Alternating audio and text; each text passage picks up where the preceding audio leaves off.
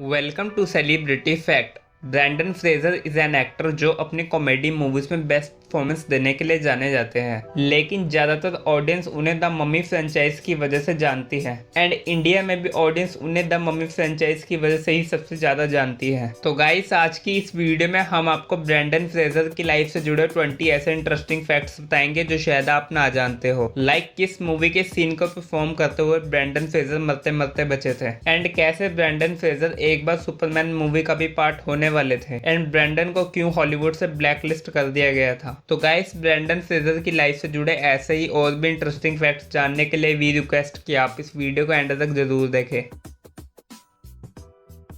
Brandon का birth 3 दिसंबर 1968 में US state Indiana के इंडियानापोलिस में हुआ था, जहां उनके फादर कनाडा फॉरेन सर्विस में एज एन जर्नलिस्ट काम किया करते थे एंड ब्रैंडन की मदर एक सेल्स काउंटर के तौर पर काम किया करती थी। ब्रैंडन अपने 3 सिबलिंग्स ब्रदर में सबसे छोटे थे एंड ब्रैंडन के फादर की कनाडा फॉरेन सर्विस डिपार्टमेंट में जॉब होने की वजह से ब्रैंडन को 3 कंट्रीज की 4 अलग अलग स्टेट्स में अपनी चाइल्डहुड लाइफ स्पेंड करनी पड़ी थी।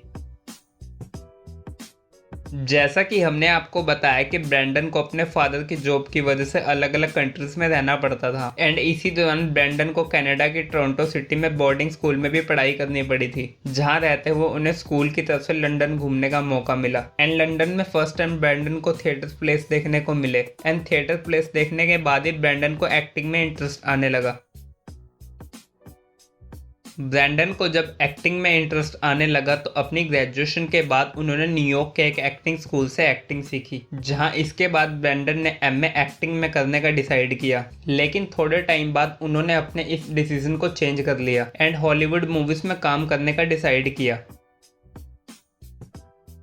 ब्रैंडन ने एक्टिंग में डेब्यू 1991 की short movie my old school से किया था। इस मूवी में ब्रैंडन ने चेवी नाम का एक स्पोर्टिंग रोल प्ले किया था, लेकिन ब्रैंडन को ऑफिशियली एक्टिंग में डेब्यू करने का मौका 1991 की child of darkness child of light movie से मिला। ये एक टेलीविजन फिल्म थी जिसे थिएटर्स में रिलीज नहीं किया गया था एंड इस मूवी में ब्रैंडन ने बहुत ही छोटा सा रोल प्ले किया था एंड वहीं क्रिटिकली भी मूवी को मिक्स ही रिव्यू मिले थे एंड इस वजह से ब्रैंडन को उनकी डेब्यू मूवी से कोई खास पॉपुलैरिटी नहीं मिल सकी थी। ब्रैंडन ने एक्टिंग में officially debut child of darkness child of light नाम की टेलीविजन मूवी से किया था, लेकिन डू यू नो दैट कि ब्रैंडन ने इससे पहले भी एक और टीवी शो में काम किया था। एक्चुअल में अपने कॉलेज के दिनों में ही ब्रैंडन को एक्टिंग में डेब्यू करने का मौका मिल गया था, जहां उन्हें 1988 के American TV show America most wanted से डेब्यू करने का मौका मिला था एंड इस शो में ब्रैंडन ने बहुत ही छोटा सा रोल प्ले किया था जिसे उस टाइम शायद ही किसी ने नोटिस किया था, लेकिन बाद में 2013 में उनके इस सीन को भी सभी जगह से हटा दिया गया था। ब्रैंडन ने ऑफिशियली मूवीज में डेब्यू डॉग फाइट नाम की मूवी से किया था। ये एक इंडी मूवी थी एंड इस मूवी में भी ब्रैंडन को छोटे से रोल के लिए ही साइन किया गया था, लेकिन इस मूवी में ब्रैंडन की एक्टिंग काफी जेन्युइन थी, तो इसी वजह से 1992 में उन्हें उनकी फर्स्ट लीड मूवी एनसीनो मैन में साइन किया गया था, जो कि बॉक्स ऑफिस पर सक्सेस रही थी। ब्रैंडन की officially debut movie dog fight थी, जो कि फाइनेंशियली इतनी सक्सेस नहीं थी, लेकिन अगर आपने मूवी देखी है तो आपको याद होगा कि मूवी के एक सीन में ब्रैंडन के कैरेक्टर को लड़ते हुए देखते हैं, जिसमें ब्रैंडन के कैरेक्टर को पिनबॉल मशीन में फेंक दिया जाता है। एंड गाइस, हम आपको बता दें कि इस सीन को ब्रैंडन ने बिना किसी स्टंट डबल के किया था एंड इस सीन को खुद परफॉर्म करने के लिए ब्रैंडन फ्रेजर को उस टाइम सिर्फ $50 एक्स्ट्रा दिए गए थे, जो कि बहुत ही कम अमाउंट थी। लेकिन गाइस, इससे आप साफ साफ देख सकते हैं कि ब्रैंडन स्टार्टिंग से ही अपने काम को लेकर कितना ज्यादा सीरियस थे। एनसीनो मैन मूवी के बाद ब्रैंडन फ्रेजर को कई मूवीज में साइन किया गया, लेकिन ब्रैंडन की कोई भी मूवी ज्यादा सक्सेस नहीं रही, लेकिन इसी बीच उन्हें 1997 में George of the jungle movie में साइन किया गया, जिसमें उन्होंने जॉर्ज नाम का कैरेक्टर प्ले किया था। ब्रैंडन की इस मूवी को उस टाइम सभी ऑडियंस ने पसंद किया था, जहां इस मूवी के बाद ब्रैंडन की फैन फॉलोइंग भी काफी ज्यादा बढ़ गई थी एंड इस मूवी के बाद ही ब्रैंडन को हॉलीवुड के बैंकेबल एक्टर्स की लिस्ट में देखा जाने लगा था। ब्रैंडन को वर्ल्ड वाइड सबसे ज्यादा पॉपुलैरिटी उनकी द मम्मी फ्रेंचाइज की वजह से मिली थी, जिसमें उन्हें सबसे ज्यादा पसंद किया गया था एंड इंडिया में भी लोग ब्रैंडन को इसी फ्रेंचाइज की वजह से जानते हैं। लेकिन डू यू नो दैट कि ब्रैंडन से पहले ये movie Tom cruise, Brad Pitt, Matt Damon ban Affleck and Leonardo DiCaprio जैसे ए लिस्टेड एक्टर्स को भी ऑफर हुई थी, लेकिन सभी ने मूवी रिजेक्ट कर दी थी। एंड बाद में ब्रैंडन की George of the jungle movie की परफॉर्मेंस देखकर मेकर्स ने उन्हें इस मूवी में कास्ट करने का डिसाइड किया था। ब्रैंडन को द ममी फ्रेंचाइज में सभी ने पसंद किया था, लेकिन डू यू नो दैट कि इस फ्रेंचाइज के एक सीन को परफॉर्म करते हुए ब्रैंडन रियल में मरते मरते बचे थे। जी हाँ, अगर आपने द ममी फ्रेंचाइज देखी है तो आपको याद होगा कि इसकी फर्स्ट मूवी द ममी के एक सीन में हम ब्रैंडन फ्रेजर के कैरेक्टर रिक को फांसी पर लटका हुआ देखते हैं। एंड इस सीन को परफॉर्म करते हुए ब्रैंडन रियल में फांसी पर लटके थे, जहां फांसी पर लटकने से ब्रैंडन 18 सेकंड के लिए बेहोश हो गए थे। एंड इसके बाद मूवी की सभी क्रू मेंबर्स को ऐसा लगने लगा कि Brandon Fraser has passed away, लेकिन थोड़े ही टाइम में उन्हें होश आया, जिससे कि सभी क्रू मेंबर्स की जान में जान आई थी।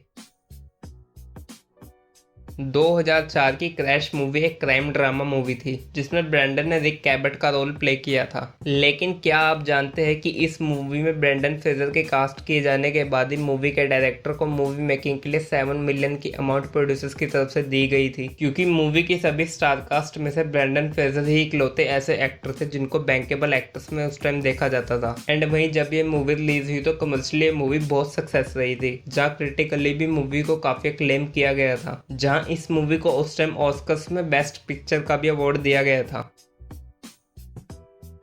ब्रैंडन को द ममी फ्रेंचाइज से काफ़ी अच्छी फैन फॉलोइंग मिली थी, जहां इसके बाद उन्हें कई बड़ी मूवीज के लिए कंसिडर किया जाने लगा था। एंड इनमें से ही एक थी Superman returns. Superman returns movie को 2000 में जब बनाने का डिसाइड हुआ तो इस मूवी के लिए कई एक्टर्स को कंसिडर किया जाने लगा था। एंड इन एक्टर्स में से ब्रैंडन फ्रेजर इस रोल के लिए सबसे स्ट्रॉन्ग कंटेंडर थे, लेकिन बाद में मूवी को शेल्व कर दिया गया, जिस वजह से 6 साल बाद हमें मूवी देखने को मिली जिसमें ब्रैंडन रूथ ने सुपरमैन का कैरेक्टर प्ले किया था।